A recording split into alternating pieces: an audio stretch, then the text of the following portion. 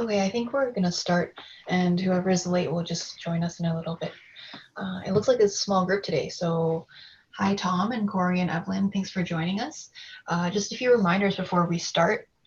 I wanted to remind everyone to make sure you mute yourselves throughout the visit so that the background noise doesn't affect the audio recording.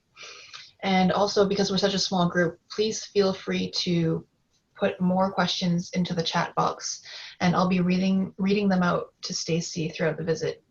There will also be a short time at the end for a Q&A session for any additional questions that you guys will have. And lastly, I wanted to remind you all that the visit will be recorded and shared on our YouTube channel. So if you want to revisit the footage at any time, please feel free to do so. So without further ado, today we're going to be talking with Stacey Chan, who is a Hong Kong artist. She graduated from the Baptist University in 2017, and ever since she's been putting on a lot of shows in Hong Kong. Also, she's had shows in Vienna and Berlin, and she did a residency in Zurich in 2018, which she will be talking to us a bit more about later on as well. So let's pass it to Stacey. Hi. Yes, hi Joyce. And thank you again, and thank you Prsten for inviting me to this studio visit. So let me start talking about my very first project, and it is also quite important to my artist practice. Sorry, 1 second. Tom, do you mind muting yourself? I think there's a bit of feedback. Thank you. Okay, let's... Yeah. Okay, is it better now? Yeah, it's a lot better. Right. Okay, so let me start by talking about my very first and quite important project that inspired me a lot throughout my whole art practice. And this was created in 2017. It is my graduation work. I simply present an empty room in the show. And in this empty room, the walls have been repaired using powdered antidepressant. So I actually powdered the antidepressant and then use it to fill the cracks in the walls. So what I present is an empty room. So when visitors came in, they see nothing but just an empty space. I had been questioning about what is normality in the society, and I use pharmaceuticals as a medium to talk about people's unquestioning faith on pharmaceuticals and medical cure, that they don't really think of what actually is the pharmaceuticals, and also the mass morbidity of pursuing the norm. So I actually keep healing, kind of so-called healing the wall and make the room perfect to create some kind of my own sparkle of normality. So and other work also created by antidepressant after this project is the redemption, also in 2017. I present a statue of Buddha made by powder antidepressant. So I cast the Buddha statue, and then I use antidepressant to mold it and form it into a Buddha statue. I talk about how people spend their lifetime pursuing kind of a fancy health beliefs in crowning themselves as a normal people. And medical cure, I guess when I put Buddha and pharmaceuticals together, I want to create a concept about how we trust and worship pharmaceuticals like our belief system. So I relate it to how people have that unquestioning faith on the pharmaceutical therapy. And you can see the Buddha present a very calming gesture. You can see the hand of the Buddha. It is like how people put pharmaceuticals at their home for their own sense of secure. Like they put pharmaceuticals at home, they put pills in the first aid box at home to make themselves feel peace and feel safe. And this kind of quite relate to the culture of Buddha and how we also put Buddha statues sometimes at home to kind of, it's about the redemption. Yeah. So another work named Nerve Tales. This time I use a very common pill, aspirin. Aspirin is a very common pill we use in when we have a cold or a fever, and it's a very common pills appearing in all the local pharmacy stores. In this work, I removed the standard form of pills, like the very standard round shape pills, that I presented into a form of monochrome painting. And it is somehow like I'm playing with the color of the pills. It is like there is a very special experience on how we experience this material, this object. And even without the pills and without the form of pills, we could still recognize it as a pill based on how we experience this material.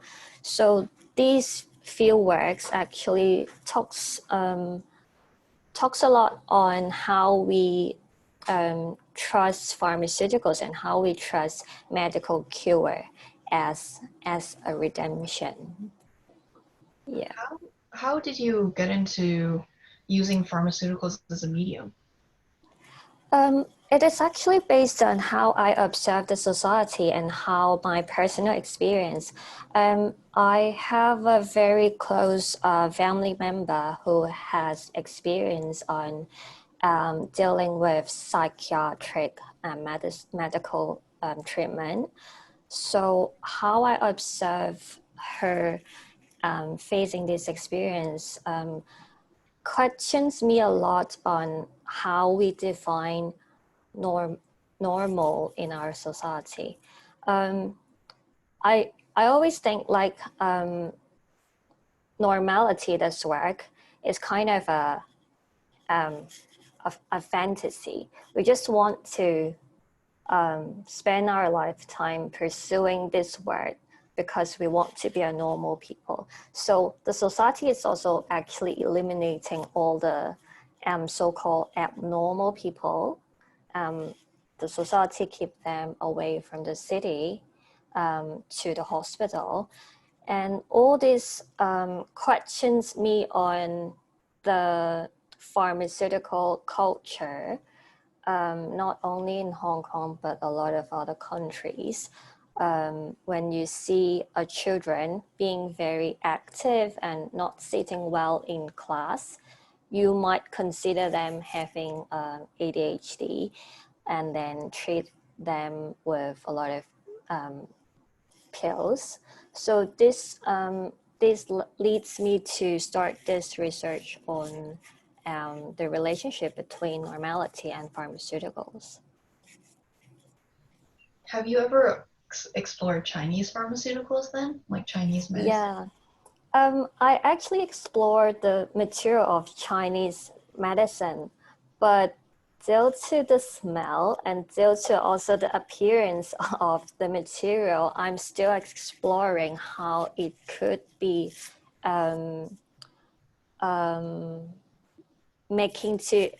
putting into my artwork. Yeah, but still need some time to explore this material because it is way more complicated than the Western pills, because usually when we talk about Western pills, they are with forms and they are with a very standard shape.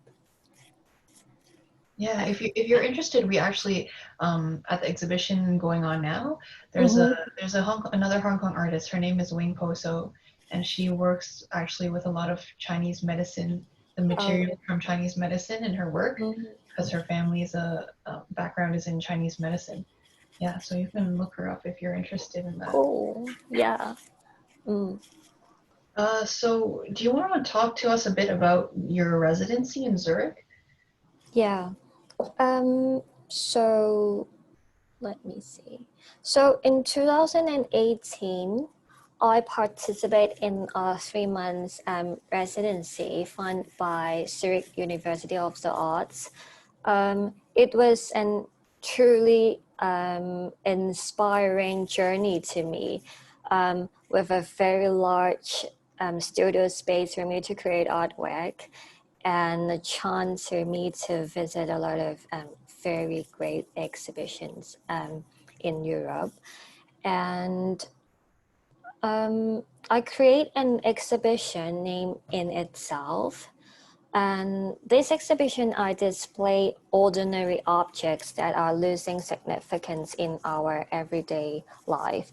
So I can talk more about how it inspired me to this final project at the end of the residency.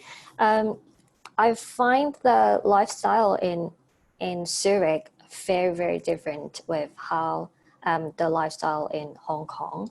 Not only because they have a very large space, but also their path of living. They live, they spend so many time doing what they really like, and they have a very balanced life, a work-life balance. And then in this atmosphere, actually, my work changed a little bit. And my artwork focused more on the time and process. And I will talk more about my artworks later. But at first, in the beginning of the residency, when I see many artists in Zurich and many art students in Zurich, they're so good at playing with space and playing with form, because they have a really large space for them to do the material testing and experimental practice. So that time I was worried because I didn't have much experience in occupying a big space, and I don't have experience doing very large scales installation or sculptures, while they do a lot of this kind of large scales installation. And then I kind of felt confused because I'm really not good at occupying such a large space. But then soon I start to understand how to present myself with my identity as a Hong Kong artist since the opening of my exhibitions. Let me talk more about what I had exhibit in itself exhibition. So this is named Negative Space. It is a time-based process artwork, and in this residency period, I rubbed off all positive words from this dictionary, this Oxford English dictionary.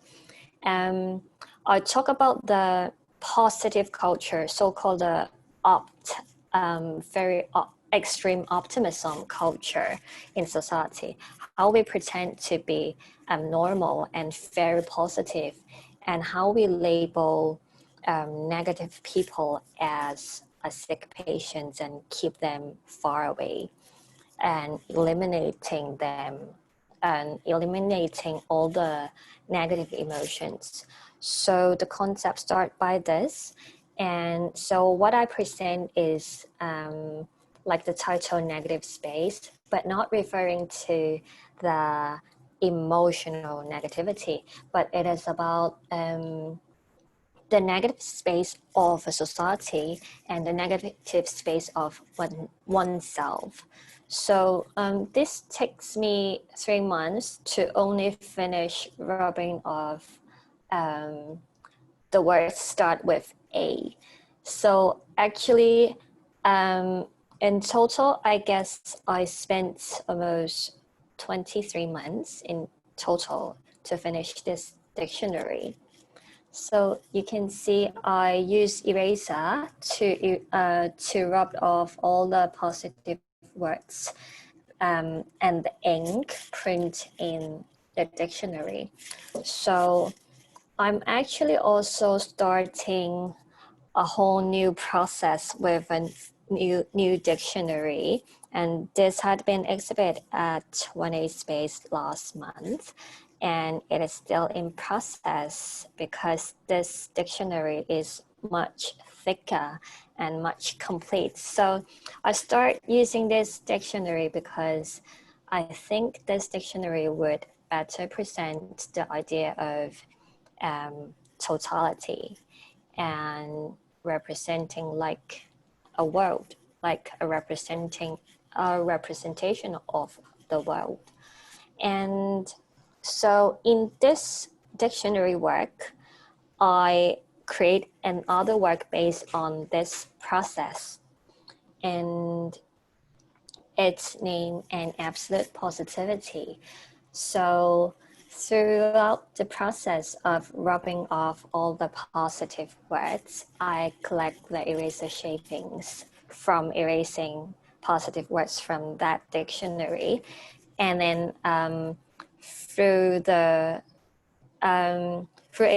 collecting the eraser shavings, I create this work named An Absolute Positivity. And this sounds like a term that it's very huge. Like when we talk about absolute positivity, it sounds like something very holy. It sounds like something we had been chasing for our lifetime. And then I create a contrast in this exhibition by just presenting a tiny black sphere on the plinth. It is somehow quite a strong contrast when we talk about an absolute positivity, but I'm exhibiting a black sphere that looks like just something not useful and not valuable. And then this kind of contrast responses to how the society pursue of an extreme optimism. And these two works are individual works, but they connect together because of the contrast of the materiality. The dictionary looks very holy. The dictionary looks very represent authority, represent totality. But then with the black sphere, the eraser shaving sphere next to it, putting next to it, it creates somehow a contrast to talk about what we are actually chasing for when we talk about normality. So these two works are mainly what I have done in the residency. Yeah, and also I guess creating artworks in Zurich is also quite different in Hong Kong, because in Hong Kong we have very limited space, while I have a very large space in Zurich to create my artwork. But then in the opening of my exhibition, I remember that one of our students felt really amazed by seeing such tiny objects exhibiting in a large space, because they really they seldom see these tiny objects that would appear in an art space. And it somehow inspired me that, oh, I actually should keep this delicacy in my artwork, and I actually should maximize this delicacy of objects in an art space, like it could really create a really strong contrast in seeing these very tiny objects in a really big space. And so after this residency, I also focus more on the delicacy of material. And I believe that as a Hong Kong artist, I think I'm good at the observation of very tiny and very detailed, very delicate details of objects or materials. So after that, I also keep a lot of conceptual process in my further art practice.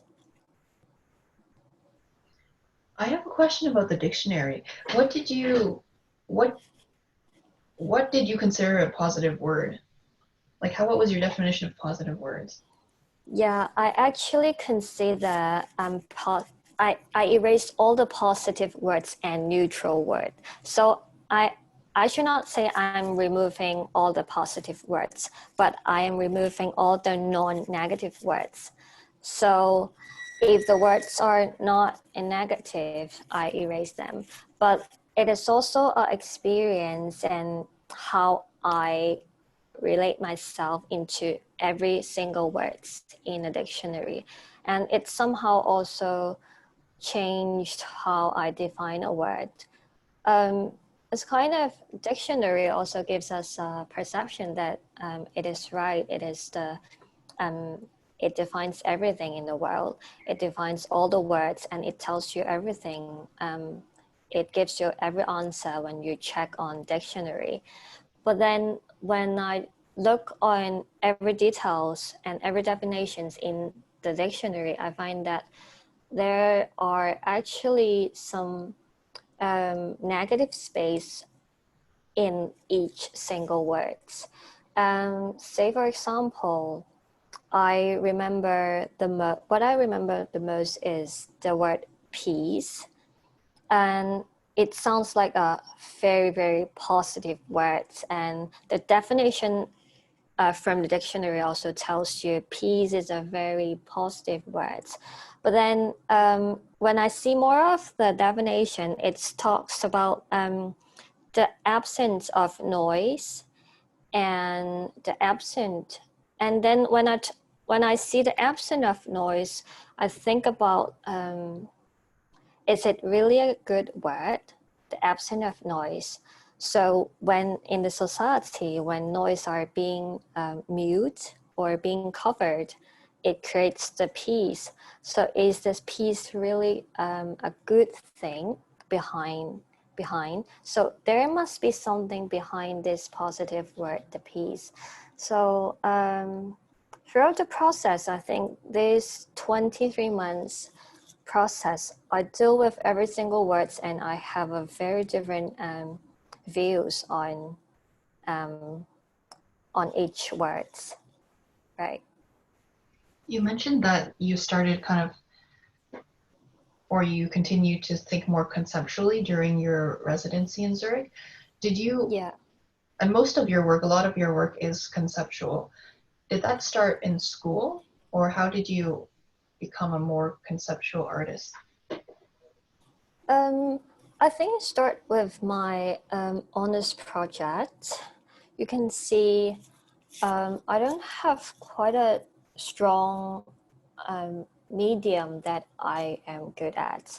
In school, I study, I focus on ceramics and jewelries, but in the end of, in the last year of school, I remember, I had a struggle because I found that I'm not good at any medium and I'm not good at any technique. So I was thinking what I'm good at and what should I do to bring all that I have learned to these final year projects.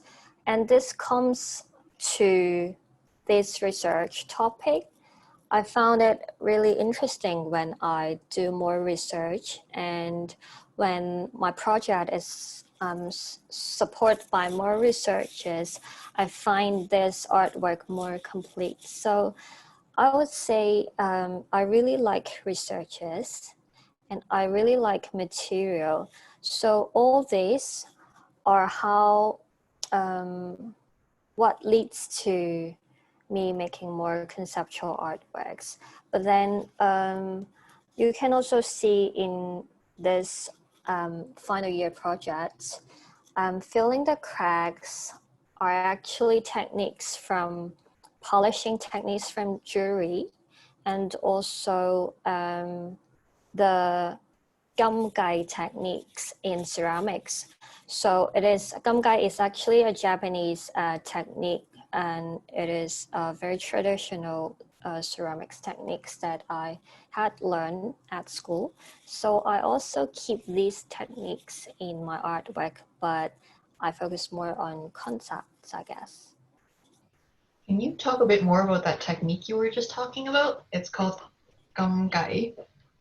Right. It is actually a technique that mostly Japanese, used to fix the cracks in ceramic pots.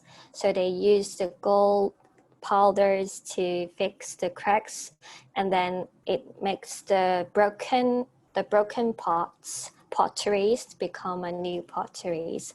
So with the gold powders filling the cracks, I actually also, it relates to my work how I use the powdered antidepressant to fill the walls, fill the cracks in the wall. There's something that I always wonder, like with works like yours that are more conceptual, it's kind of when the audience goes to see the work, sometimes it's not immediately obvious what you're talking about. So as an artist, how do you see that? Like are you okay with people just looking at it as a visual object and not understanding the meaning behind it? Or is it very important for the people to understand the meaning? And in that case, how do you get the message across? Are you more involved in like programs to talk about your work or explain, or what's your view on that?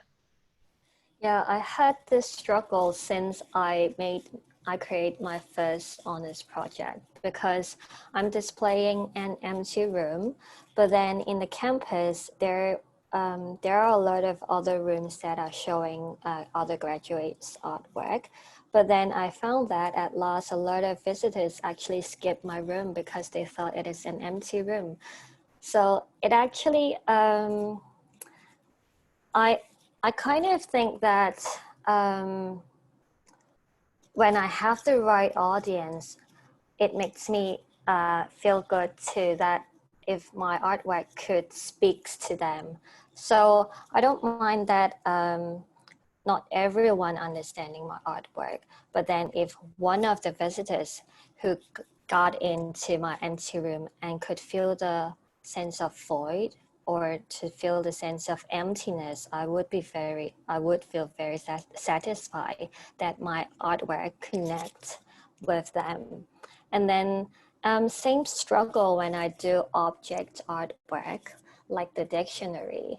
So when I'm displaying the dictionary without saying anything, then people would assume that I'm just displaying and very ordinary objects.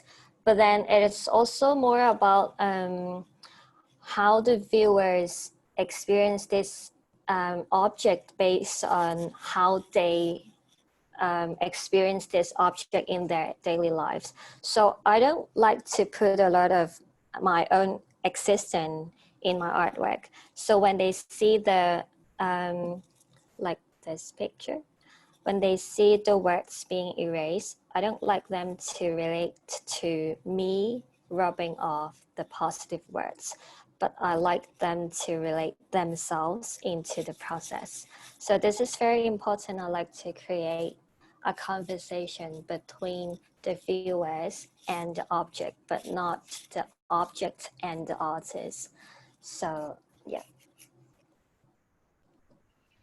One of the things you said is that kind of the space in Zurich and the pace of life really affected you during that time.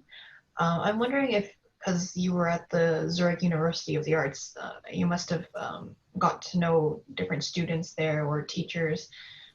Is it a very different process going to art school in Hong Kong versus in Europe, or how do they teach things differently? Or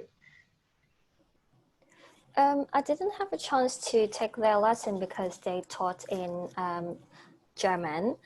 But then I talked with a lot of art students there, and I also see the exhibitions there. I found that it is very different. They focus more on the presentation and the form of artworks, which I guess in Hong Kong, we don't have really a very good opportunities to really test on a very large scale form. So this is what they are good at. But then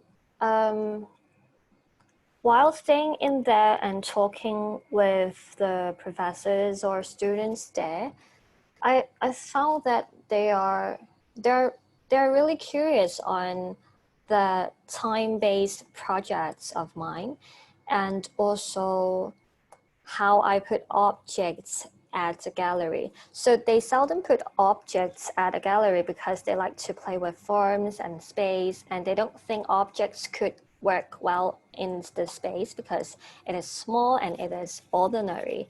But then for them, when after they really look at the works, they found that it builds a really strong contrast, putting this very delicate objects and very delicate process while in the space. And I guess it is the power of the process that makes the artwork become strong and speaks itself.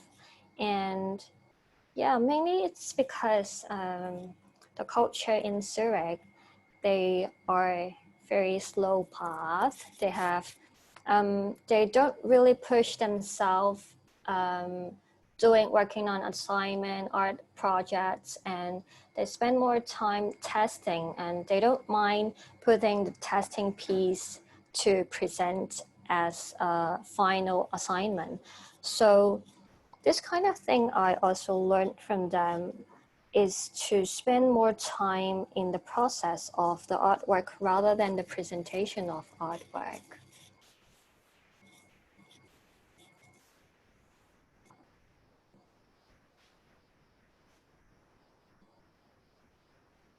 Sorry, Joyce, I cannot hear you. do you want to talk to us a bit about your latest exhibitions and what you're working on now? Yeah, and actually the residency in Zurich changed me quite a lot. I started working on more time-based artwork since then. And one of my recent artworks named 16th of July 2019.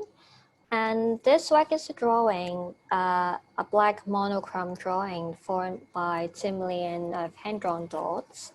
And yep. And through the counting process, like counting the 2 million dots, and my work responds to a current a mass rally in Hong Kong last year, and it also representing like a black wave from the Victoria Park to Admiralty last year. So this work is also involves a lot of process again, like the dictionary.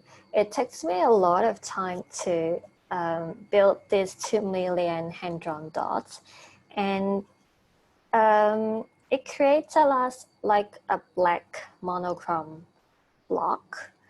But then when you look closer, it is actually, you can see very individual dots in this block. And also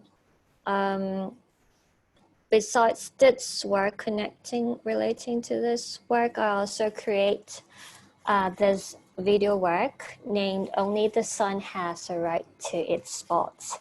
And I present, the television was playing some found footage, and I have tuned all the clips to overexposure so that what you see is actually just a solid whiteness, a solid whiteness. And it is some kind of also blinding, a very blinding image. And I was playing these clips. These clips are about the violent behaviors of some law enforcers. And because of these clips, I use the sun as a metaphor, like what I titled this artwork, Only the Sun Has a Right to Its Spots. I use the sun as a metaphor, like the sun is always shining brightly in the sky, and there is no way for us to see the ugliness and the rough surface behind the brightness.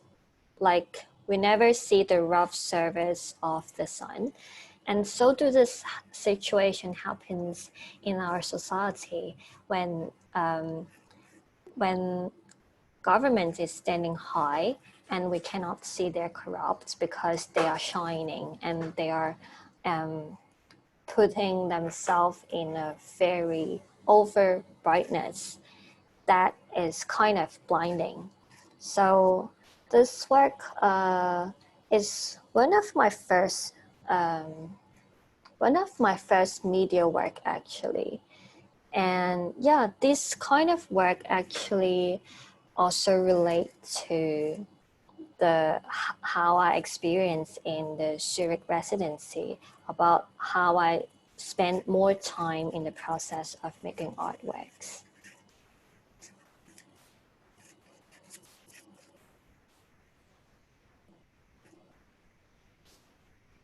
You also do some audio work, right? Yeah, let me see if I could.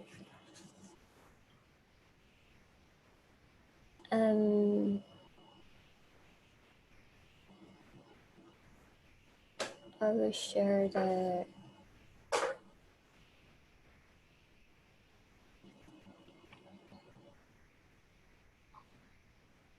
Can you see it now, the website? Mm-hmm. Yeah, we can see it. Yeah, and this is one of my audio work. It presents just a white empty canvas, but then there are some sound behind the canvas, and it is some very subtle sound of mark making. So it's like I record the sound of me drawing on a paper, but then I just keep the sound, but then present a white empty canvas.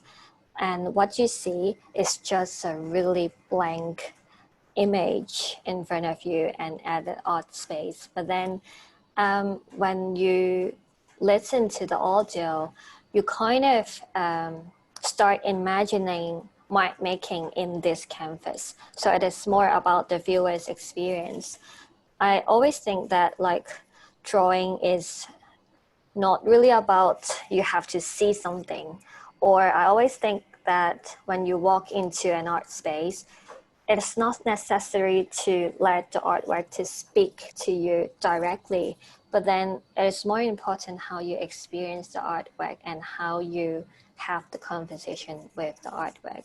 So in this work, I think when I keep the mark making process into a sound rather than a visual form, it creates an other experience for viewers to experience a drawing or experience a painting. Like I erase the usual visual form of drawing or painting, while the whiteness actually have some kind of energy to make things visible. Or I guess the visual form of emptiness always always have that power to let audience think more or to imagine more. Yeah, and this is also why there are quite a lot of artworks in my artwork. There are quite a lot of kind of the sense of emptiness and kind of the void, I would say. You experience the emptiness and the void because I think it's more important for viewers to think more, so that I keep my artwork, the visual form, more simple and I guess precise. Usually in your thought process for creating work, how do you do you have an idea and then you decide what form to make it, whether it's like visual, audio, or like an object? How do you work? Yeah, I usually start with concept for sure, or process, because for me, I don't really have a medium that I want to explore very deeply. But then there are a lot of ideas or concept that I want to have deeper research. So that is why I don't want a medium or a material to limit myself or my art practice. So when I, say for example, when I want to explore the idea of normality, I start thinking of pharmaceuticals might be a good medium to talk about this topic, so that I start thinking about, okay, I can start having material testing on one medium. And then it could be a Buddha form, it could be a sculpture, but it could be also an installation like the first work I did. It could be an empty room, but then it could be also a painting, and it could be also an audio work. So I don't want a medium to limit myself in making artwork, because I find that every medium I could explore to make more possibilities, I guess. Well, with that being said, are you working on anything new right now or anything else to do with pharmaceuticals? Yeah, I have more works on, let me share.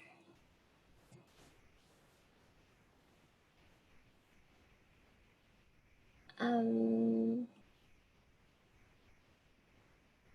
actually getting back to more about the pharmaceuticals. You can see the image, right? Yeah, and I'm getting more to the pharmaceuticals topics because I want to further develop this concept in maybe next year, or more projects next year. I guess I still have a lot of things to test or explore in the medium of pharmaceuticals.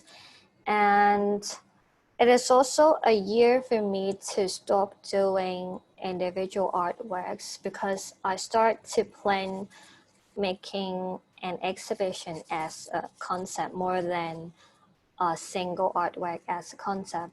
So then now I was planning to talk about more about the medical cure in an exhibition, and to put the relationship between commercial galleries and pharmaceuticals together, because I always think that these two things connect together: the relationship between selling artworks in commercial galleries and selling pharmaceuticals and selling pills in pharmacy store.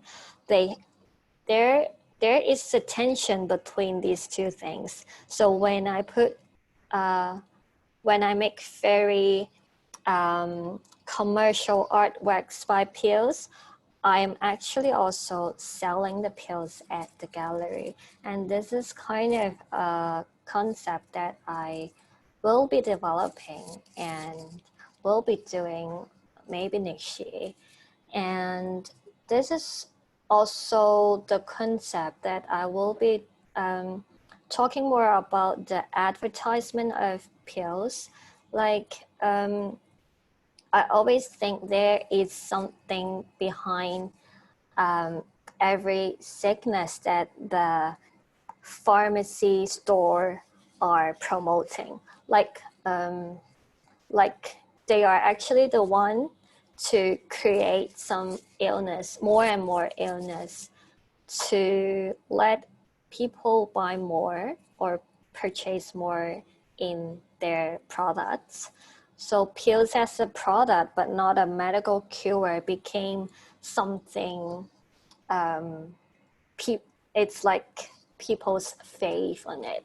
So when the pharmacy companies, they promote more, they invent more and more illness.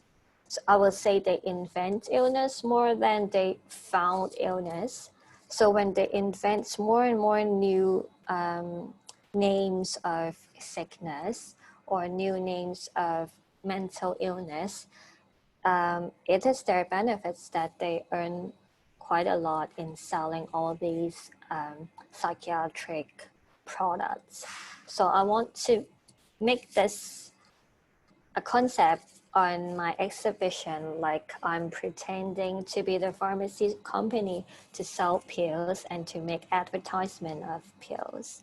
And it is kind of an interesting interaction when I put all this work at the commercial gallery. It is also talking about the culture of commercial galleries and artwork selling at galleries. Do you actually have an exhibition lined up about this next year? Yeah, or? But still discussing with galleries. Okay. Right, but mostly next year. Yeah. Mm-hmm. And then for so far with the pharmaceuticals, it's been kind of using the actual form of the medicine, like the pills, the physical pills, to make your works. Is that right?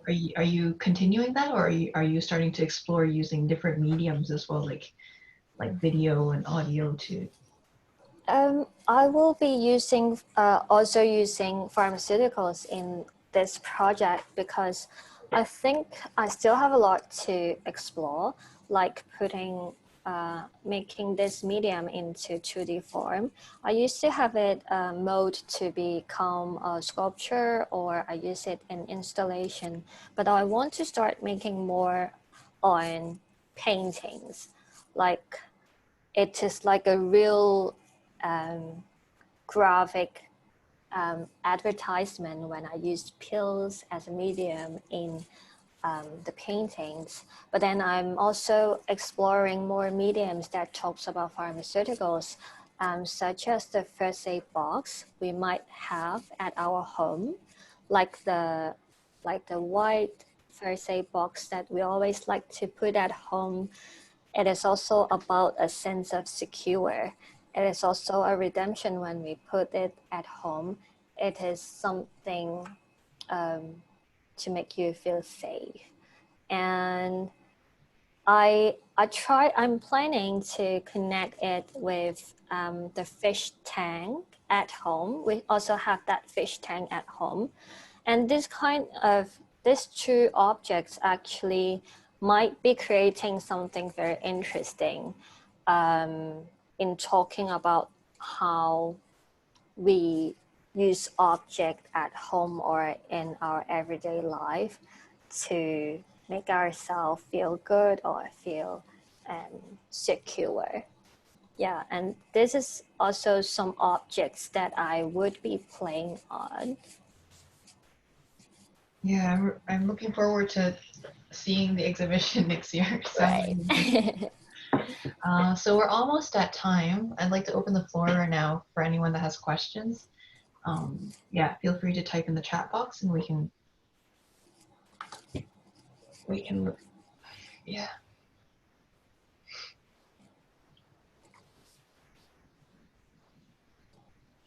So do you have a studio in Hong Kong? Yeah. I have a studio with one of an artist, and then but I usually works at home nowadays because I think that I spend more times on thinking about more concept first before I really start working on practically. Because you were saying that in Zurich you had such big space to create Right. work that it affected how you work. So does it change now that again that you come back to Hong Kong and it's so small and But then I found that I didn't really use a lot, use the whole space in the studio in Zurich. It is really too big for me when I am rubbing off the dictionary in such a large space. It is actually the space is kind of a waste because I didn't really use that space. It is kind of just a space for me to continue my process. But then it also leads me to the exploration of more about the relationship between objects and space, how I could play with the space with my tiny objects, and how the viewers could experience more based on how I install my objects and how I execute them at a space. So we have one question from Corey. He says, "What are your current sources for new concept inspiration?" Sorry? He says, "What are your current sources for new concept inspiration?" Current, sorry. Current sources for new concept inspiration. Okay, so basically my new artworks, I would be exploring it by visiting more pharmacy stores because from my previous artworks, I actually purchased all those psychiatric medicine from other countries. But then because of the pandemic, material become something it's like a problem to me in making artwork because it is quite difficult for me to find all these sources. But then, yeah, I'm still exploring what to do next with the color of pharmaceuticals and how the color of the pills could evoke viewers' emotions with their own experiences. So you were saying you're exploring painting more with the pills. How do you do that? Do you like you mash it up and add some kind Yeah. Usually I powder all the pills because I want to remove the usual form of the pills so that I can start thinking of what I can make because we usually might be limited by the shape or by the form of the pills, but by smashing it, it gives me more inspiration in making more artwork with different form. And if you use it for painting, does the color stay on the canvas, the paper that you're using, or you need to add your Yeah, color? yeah, then I have to add glue on it. But then for the casting, like the sculpture I did, the Buddha statue, I didn't add any glue. It is just like the press and also some water to form them together. One more question from another audience member. He says, given remote work and interactions recently, what are your thoughts about virtualized or digital art? Yeah, this is something that I had been learning now because space is kind of something very important to me. When everything goes virtual, it's kind of a challenge to me in how I could make that connection using objects to the audience, because when audience can't see my objects or the material in person, it is really difficult for the artwork to speak to the audience. So this is something I'm learning, but then it also for sure creates a lot of possibilities when everything go virtual. You have to think of some new presentation way and new execution of your artwork. But then to me, I'm still thinking about is how virtual presentation could also present the relationship between space and object.